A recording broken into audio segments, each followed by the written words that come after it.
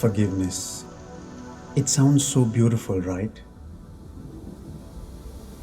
Until you have someone to forgive.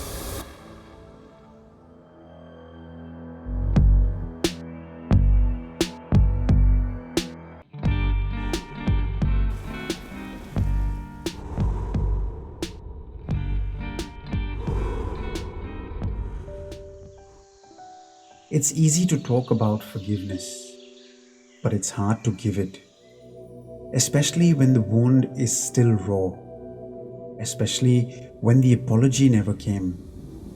Jesus said, "Forgive as you've been forgiven." It sounds simple, but what do you do when trust is shattered? When the memory still hurts? When your mind keeps replaying what they did, what they said, and what they didn't say? I used to think forgiveness meant forgetting or pretending nothing happened. But that's not forgiveness. That's denial. Forgiveness doesn't excuse what happened. It doesn't minimize the pain or erase the consequences. Forgiveness isn't about them being right. It's about me choosing not to carry the weight anymore. Because holding on to resentment doesn't protect me. It slowly and steadily poisons me. I've told myself they don't deserve forgiveness. But then I remember, neither do I. And yet the cross says otherwise. Forgiveness is releasing my right to revenge. It's placing the weight of justice into the hands of a just God. It's saying, "Lord, I trust you care for me and others in a perfectly loving way." And that kind of forgiveness, it costs something. It costs me my pride. It costs me my comfort. It costs me my desire to be proven right. It costs me the need for closure that may never come. And sometimes I hold on to the pain, thinking it keeps me strong. But pain doesn't make me strong, it makes me hard. And hard hearts don't heal. They just carry more weight. Jesus never asked us to feel like forgiving. He asked us to choose it. And not just once, but again and again and again. There are days I think I've forgiven, but then the memory returns and I feel that familiar bitterness rise, and I have to make the choice again. Forgiveness isn't a finish line. It's a daily surrender. It's a decision to live free even when the hurt still echoes. And the hardest part, sometimes the person I need to forgive is myself. For the things I said, for the silence I kept, for the ways I let fear lead me or shame control me. I find it easier to extend grace to others than to receive it for myself. But the cross wasn't just for them, it was for me too.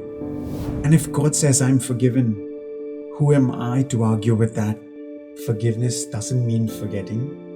It means, although it's in my memory, I still choose to love.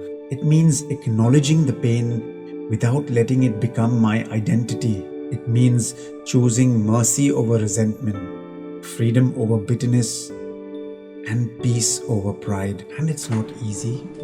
There are days I still wrestle with it.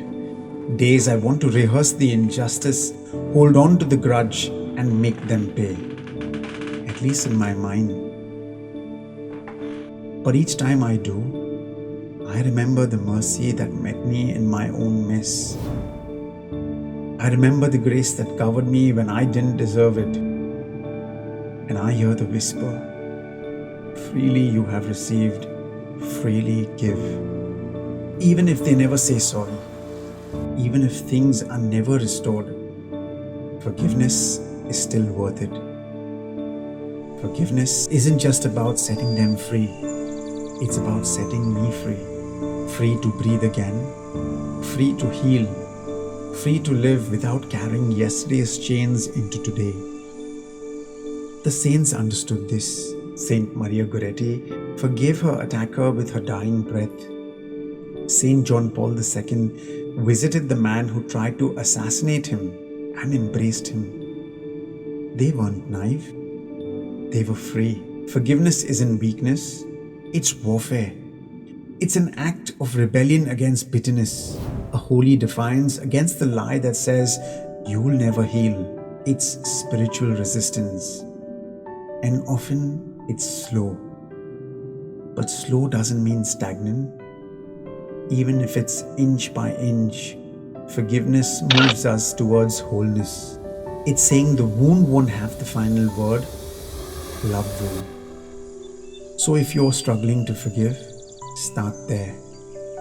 Not with the feeling, but with the willingness. And as you ask God for the grace and keep showing up to the process, know that it might not happen all at once, but every time you choose to release, you'll take one more step towards freedom. And maybe that's what forgiveness really is. Not forgetting, but choosing not to carry what Christ already carried for you.